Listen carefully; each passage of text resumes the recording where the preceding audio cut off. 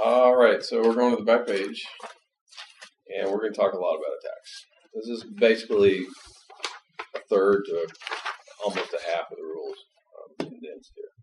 All right, the key to this game is patience, people. It typically takes multiple turns to succeed in making an attack, as you'll see in a moment here. Each action, though, prepares the way for future actions. Most actions in themselves are not decisive. For example, it often takes many rounds of maneuvering and sacrificial attacks in order to set up a guard attack. That's the killer attack. Can be done right. Really, you got to be cool with this, little bit delayed gratification, incremental approach to enjoy this game. If you're not cool with that, then you'll hate this game. Okay. Right. So there's a lot to remember. So we're gonna, just basically use this every single time you make an attack ever. I always have. Almost. And I'd like to point out that the attack sequence, this sequence is really kind of like poker, and it was intentionally designed that way. In poker, you got rounds of betting, right? And, each, at the beginning, you have the option to fold or to stay in and add more money each time you do betting, each round of betting. Folding is like retreating. If you're retreating, you're giving up. If you're staying in the attack, though, and not retreating, then it's sort of like you're raising your bet because the stakes are getting higher the longer that you stay in the attack sequence. Okay? And you can, part of that is bluffing, like in poker, I'm pretending that I have a big core over here, a strong core, a three strength infantry when I know you've got you're hoping that you've got a 1 strength infantry, that kind of thing. Yep, and then, but if you stay in, all the way in, then you reveal your hand, and somebody has retreat, somebody doesn't, and things get ugly. Typically, you'll see how it works, but it is somewhat related to the poker idea, although NT is more complicated than poker. All right, probably won't be clear at first, but the system supports making feints, retreat before combat, artillery bombardments, attritional assaults, and breakthrough assaults. Generally, you make feints, artillery bombardments, and especially attritional assaults, which, by the way, an attritional assault is where you attack with one unit, you know that unit's going to die, but it's going to cause a little bit of damage to the other side. It's going to weaken the other side.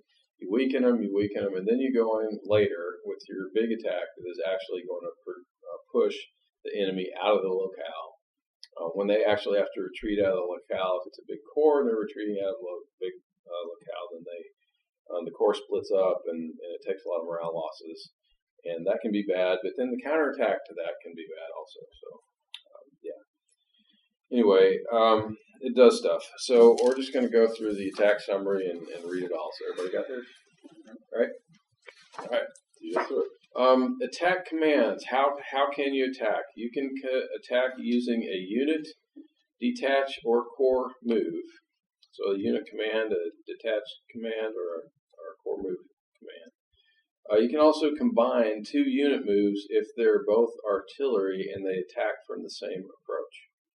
So on these wide approaches, it's nice to sometimes put 2 artillery there. Okay, or you can combine 2 or more, multiple cores, attacking at the same time, as long as they start their moves in the same position and attack across the same approach. And remember, the team game restriction is that in order to do that, the core have to all be controlled by the same player. Okay, units can attack from reserve or from the attack approach. Cavalry is the only type that can attack by road. Okay, and we talked about this. The first time a side commits, it's elite units, which is either heavy cavalry or guards. You lose 2 or 4 morale. It's a one-time thing. All right, so how does the actual approach, the actual attack sequence work? It's a sequence. Number 1 is called attack approach. We do just like Kevin did there a minute ago. You point at an approach and you say this is the attack approach. The only trick there is if you're making a guard attack at this point, you have to state that you're making a guard attack. If you don't state that you're making a guard attack there and you turn up guards as leading units later, they don't do anything special. Okay. The idea, by the way, with a guard attack is the guard is especially intimidating. They've got the big bearskin hats and they're scary, so you have to be able to see them coming from a while for them to have their for the effect. Right. Yeah. Okay. All right, so that's something that the attacker does. Then the defender gets their time to do something. They have to either retreat or or select defending units. Okay, retreat's fairly obvious. Selecting units is not so much. And so let's talk about the rules in selecting units. All units in the defense approach must defend. In this case, there are no units in the defense approach. We all agree about that. Okay. If the defense approach is empty, which is the way it is right now, then any units in reserve that are in core, plus at least one detached unit, can defend. What's that? Not at least, at most. Yeah, at most one. Right, I'm sorry. You're correct. And at most one detached unit in reserve can defend unless they retreated in step 11 or defended a different approach in the current turn. And that's what these red cubes are for. So if somebody had retreated into this place, even though they're in reserve, they can't defend against another attack. Okay. All right. So in this case, this is a situation. Nobody's in the defense approach, but there are people in the defense reserve. They're all in one core.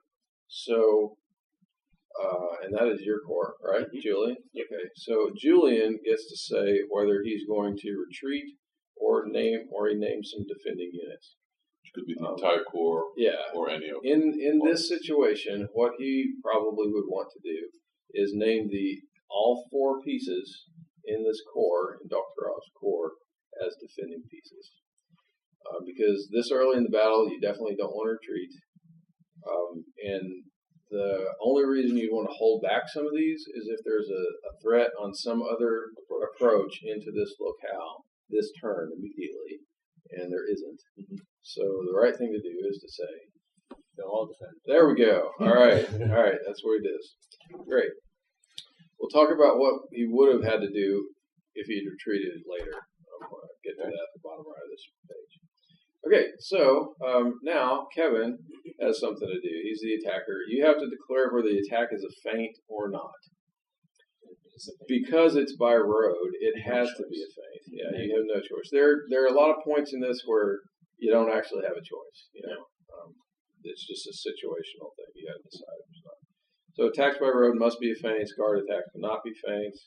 If feinting, which is what we're doing right now, then the attacker announces the attack command. The way you do that in this situation, it's fairly obvious. You say, I'm using an independent command, so Julian does that, and then you move the piece, and you stop in reserve right there. Okay, yep, that's the attack reserve. You stop there. All right, and, actually, you have to make a choice of, do you want to stay here, or do you want to fill the attack approach? Probably going to stay in reserve. Yeah, stay in reserve. Okay, so you do that, and then the defender moves at least one defending unit to the defense approach.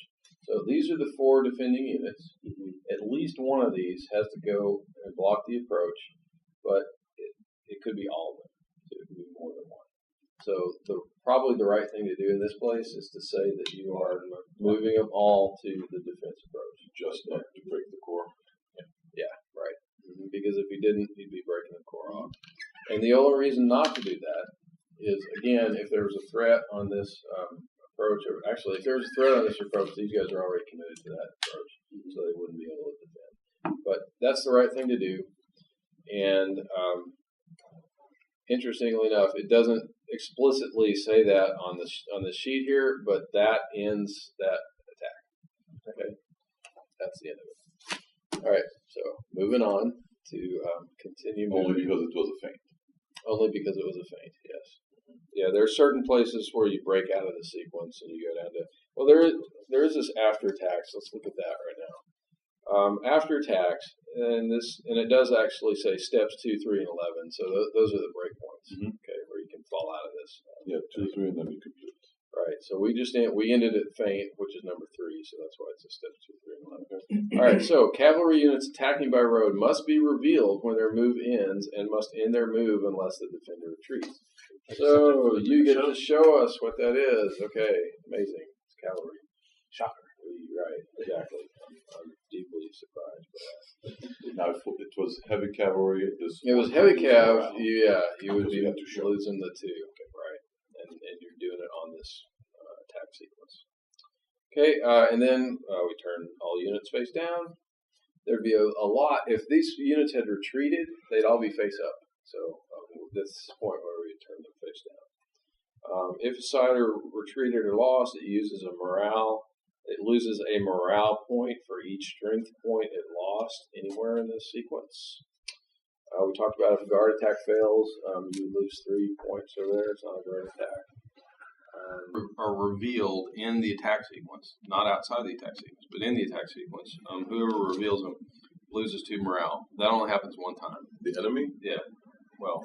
Oh no! It's when you reveal your own, you take the. Oh really? Yeah. Oh. So it's the commander likes to keep reserves, and committing your reserves is sort of means you're in trouble. Right, exactly. So that happens once. Yes, it means you're in trouble if you need reserves. Yeah, and we just mark it with a marker to say that happened. You said only in a non-combat situation. No, in a combat situation. Okay. Yeah, right. It's the opposite of that. With the guard, it's even worse. You lose 4 morale when you commit the guard. Okay. Yeah, commit the guard. You only last ditch thing. If the guard is defeated in an attack, then they lose an additional 3. So when you make a guard attack, you don't want to lose, obviously. And when the reinforcements comes on, it's +4. So that's the only. But the commitments can't be the losing thing. That's correct. But the losing can be. Yeah. So right. Yeah, that's true. Guard attack defeated. Yeah, can be the final one. Right. There at the bottom. Yeah. So you save it for last. You commit them, and then you lose. Right.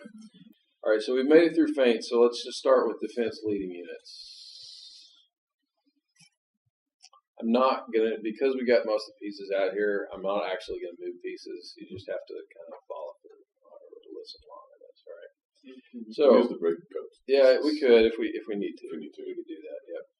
All right, so we've already named some defending units, right? If we hadn't named some defending units, then it would have been a retreat and we'd go over with. So there are some defense units. So now it's time for the defender to reveal the defense leading units. Leading units are like the guys that are actually on the front lines, the ones that are shooting and taking shots, and everybody else is just kind of in column behind them, more or less. All right. So the defense leading units are the important leading units. There are a bunch of rules right here as to which of the defending units you can name as defense leading units. So we'll read them. It can be 0 through 2 defense leading units can be revealed if the defense approach is wide, or 0 to 1 if it's narrow. Why would you ever reveal 0? You wouldn't want to do it voluntarily. There are times where you'll have a unit in a space that is not eligible to be, or you'll have a defending unit that's not eligible to be a leading unit. So there are just times where you don't have any that are eligible to be a leading unit, okay?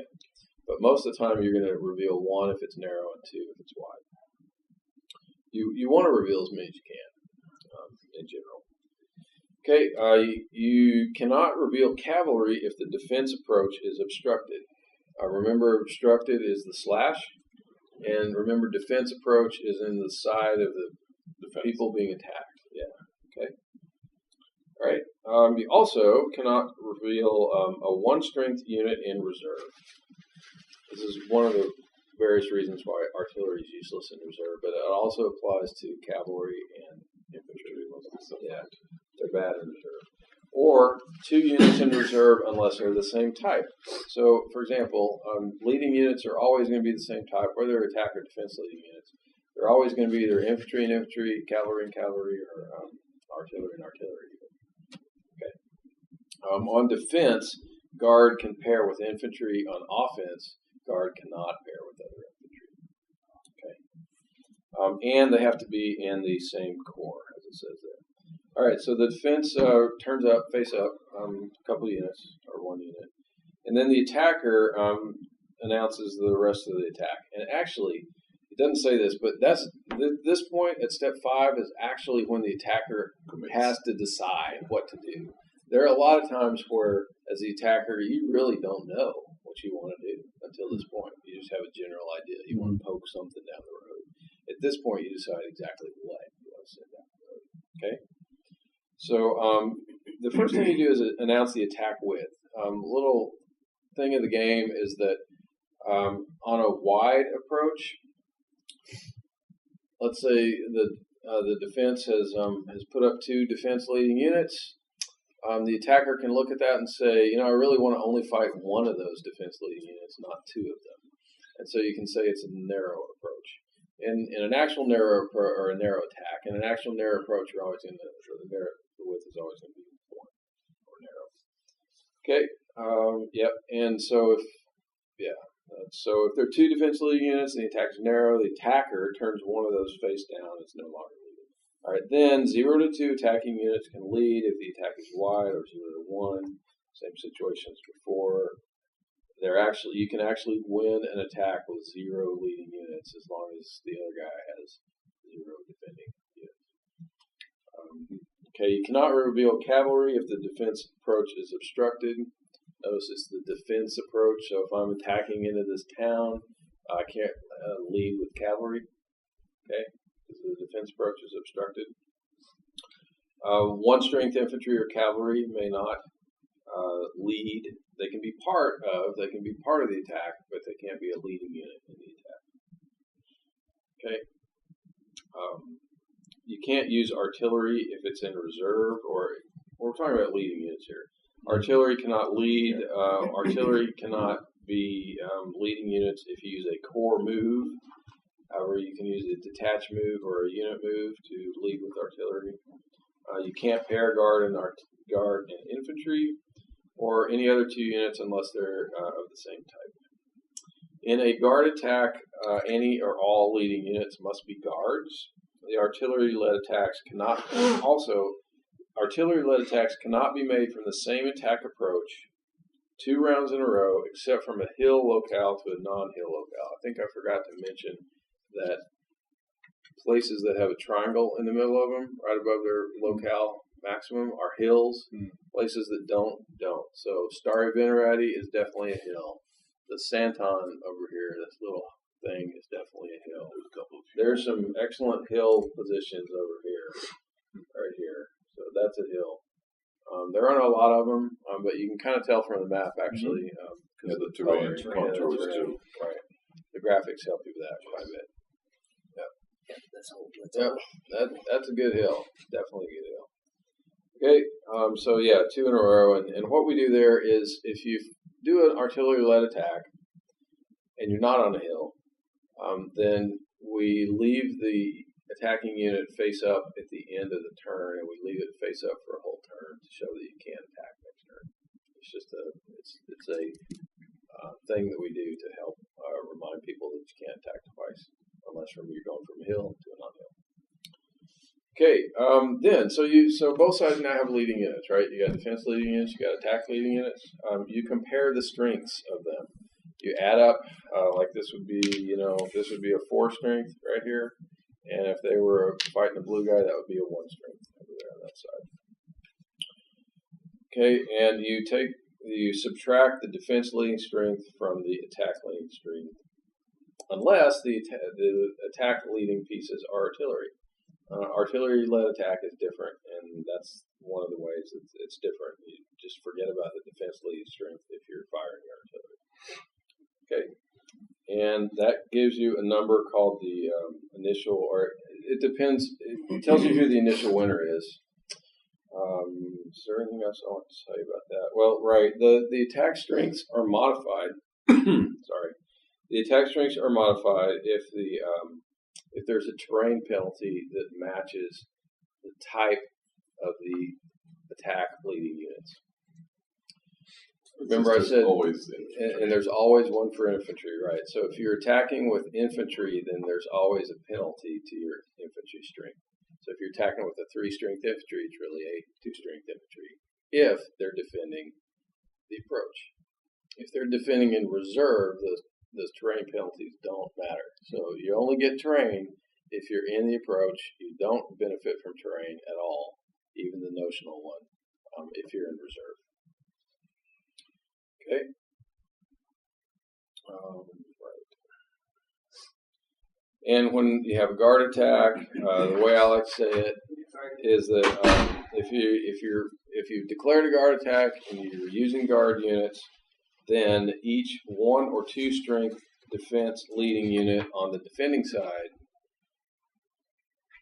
you can say it's reduced by they're reduced by 1, or you can say that you're adding 1 to the final result. They're scared of the guards. Yeah, because they're scared of the guards.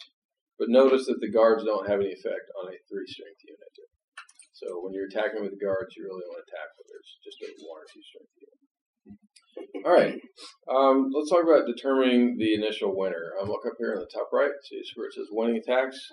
You have to know this. This is important. The attacker wins if that result is greater than 0. The defender wins if that result is less than 0. If the result is 0 and the defender is in a defense approach, then the defense wins. So that's another reason why you want to be in a defense approach, because you always win ties. However, if you're in reserve, then the side with the most units wins. And this is including not just the leading units, but all the units that are in attack versus all the units that are defending. Okay, so that's where it helps to have backup units behind you. Yeah, and if it's still a tie at that point, then the French win. Yep, that's Is it true? Okay, yep. So that's very important. All right, so we go back to step 7 here, counterattack. Counterattack is something that is available to the defending side to help change a losing situation into maybe a winning situation, or I guess to change a winning situation into a punishing situation. Although I rarely see it used in that second one. I usually only see counterattacks used when the defender is losing at this point. So what happens in a counterattack? The defender reveals any counterattacking units. You can't do this if it's an artillery attack. The way they do it is they flip them up. And 0 to 2 non-leading defending units. Notice that it's non-leading defending units can be revealed even in a narrow attack. You can always counterattack with up to 2 pieces. You cannot reveal infantry if the defender is the initial winner, or cavalry if the defense approach is obstructed. You can never counterattack with artillery. You cannot counterattack with guard plus infantry, or any 2 other units unless they're of the same type and in the same corps. What you do when you reveal one is you immediately reduce its strength by 1. So you're going to replace 2. Like if I reveal that, I'm going to take it off, and Loss of morale right away. It immediately loses. It's the first morale loss in this whole attack sequence. A counterattack. And yes, and you remember that you did that because it will come into play in the morale track later on, but you don't do it immediately. All right, and then that gives you the final result. So counterattack is what changes between initial result and final result. Your final result is a number, and you look at that winning attacks box, and you see which side actually wins, the attacking group or the defending group. So basically that means the defender can add units, but the attacker cannot? Yes, exactly. Yeah, and therein lies an interesting option for a revision in a new game that I'm working on. All right, so final result happens, and then we do losses. What losses does the attacker take? You look at the number of defending units. It's either going to be 1 or 2. This is not strength. This is just the number of the units. Is the initial casualties, and also how much the final result was less than 0.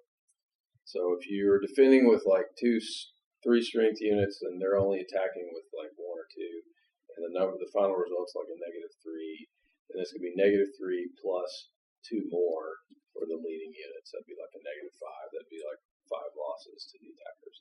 That would be a devastating attack. Right, and we'll do this more in practice, and you'll see how it works out, of course.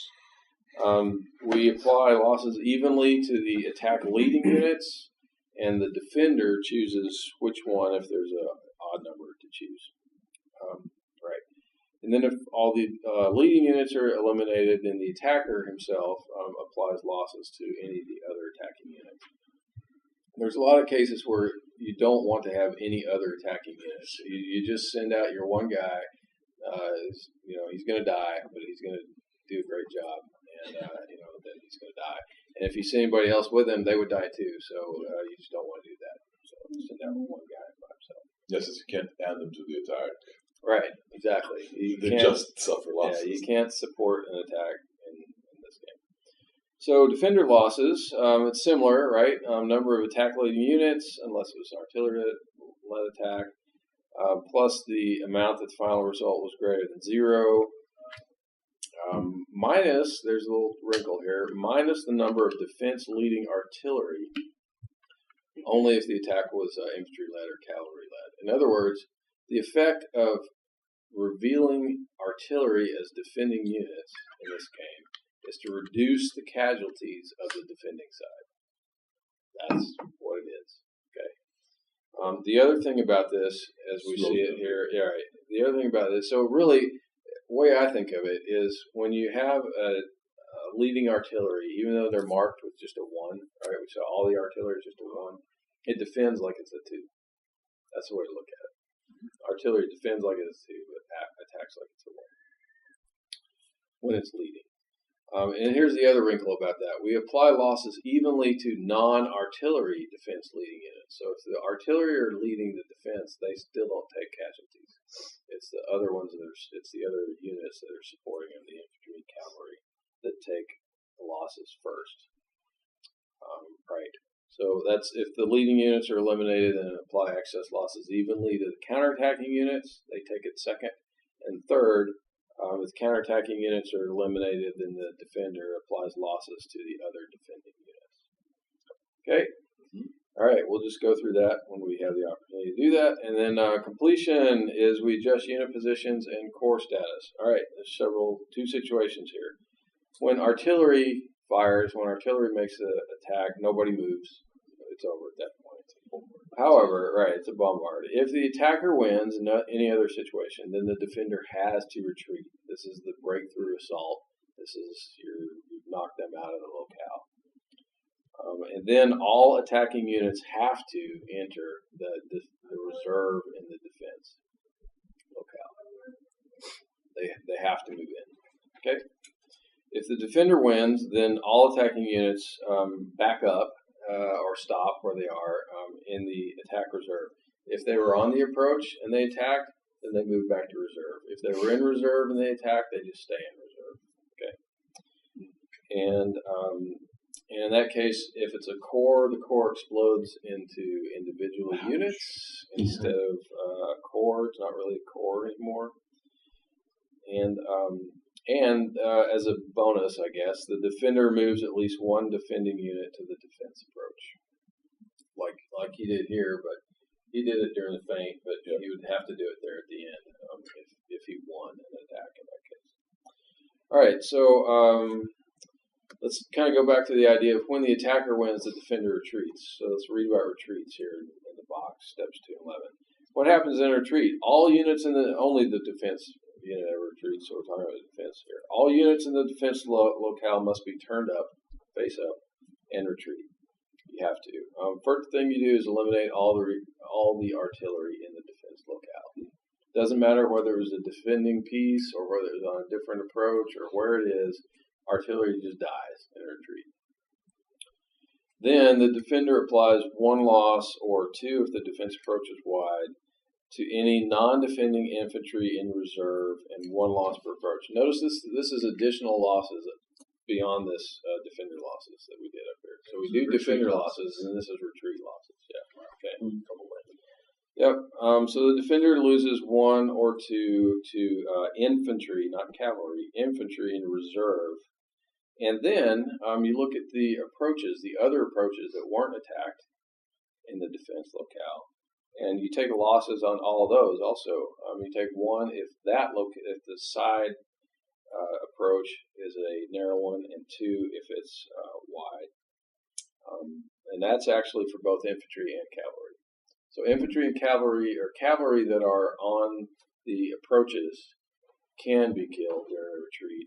Cavalry that's in reserve is never killed on a retreat unless they don't have a place to retreat to. Okay? All right, and you can retreat to more than 1 adjacent locale. Of course, it's not legal if it's enemy occupied or if it's across a impassable approach. And you're somewhat sometimes limited by the locale capacity. You need to look at that as well. Yeah. Okay. And the fun one is the defender detaches all except for one unit and is retreating forward. Yeah. So loser explodes. Right, loser explodes. That's why when you attack or defend with a core, you want to win. Yeah. That's the main reason. That's a pretty big one. All right, so then we talked about the after attacks a little bit. We did the reveal cavalry thing, right? We talked about turn units face down. All right, if the side retreated or lost, and only if it lost, it loses morale. Okay, losing morale. You have to remember that you lost one during the counterattack because you flipped it over. The others you lose either attacker losses or defender losses in this part, and you can also lose pieces in retreat, right? So you remember all those, and you adjust the morale track down only for the side that lost. So that's why sacrificial attacks are not that bad. Well, they are. I mean, you lose, but you just lose a little bit. Mm-hmm. The goal is to lose a little bit on sacrificial attacks and then make the other guy lose a bunch in a breakthrough attack. Okay. It's different than Bonaparte and Marengo. I believe he lost morale on both sides, but he won or lost. Right, and then the last thing I'm going to say is that if attacking units enter the defense locale in step 11, no other units can enter the defense locale in the same turn. So if you get to this point in the battle, if the defender retreats right off the bat, you go in, then anybody else can move through that area. It's not like there was a blockage or anything. But if they fight and die, then no other friendly units can move into that space, which can be a real problem. Because then what that does is you get one group out here, one group of blue guys in the middle of a bunch of red guys here, and they counterattack the next turn and drive them out. So if you attack, you better be ready to defend the space that you took. That makes sense. Sure. Hold your ground. Okay. All right. Although there is one exception to that. If the first attack was artillery, then you can send something after the artillery. So you can make an artillery-led attack across an approach, and then make a regular attack across an approach. Yeah, like with three bombardments and then a charge. Right. Yeah. Okay. So, all right. That ends that. I'm sorry. There's no less painful way to talk about this. Part of this game. It's just very detailed and weird until you actually do it. So yeah, there's that. All right. A few other things. This is kind of strategy tips, I guess, sort of. We talked about, you don't need to decide how your units are going to attack until you see what the defender is going to do. First attack is basically recon. We talked about that. Attritional assaults. The worst thing that you can do in the game is attack with a whole corps. It's the fastest way to lose the game. Just making a big attack with a corps, hoping that it will win, usually doesn't work because basically the defenders are stronger than attackers usually. I mean, there's always exceptions to every rule, of course. Look for flanking opportunities on both offense and defense. Talked about that a little bit. Cavalry screens are great. In my opinion, is only counterattack if it will win the attack. Right. Defense leading artillery. We talked about that. You need infantry to back up the defense leading artillery. I like to assign losses to artillery during this step if I can, because I know I'm going to lose it during retreats. So have them soak up that a little bit. Right. To attack a defense leading artillery, you need 3 strength infantry, because like I said, the defense leading artillery kind of fights like a 2 strength unit, essentially. Right. Attacks across wide approaches are generally stronger than across a narrow. And I've said it before, but I'll say it again. It's a lot better to be defending in an approach than in reserve. But the worst possible situation is, I'm going to move that back a little bit, would be to have a situation like this. Let's say this is a very weak unit, and this is a big, strong corps right here.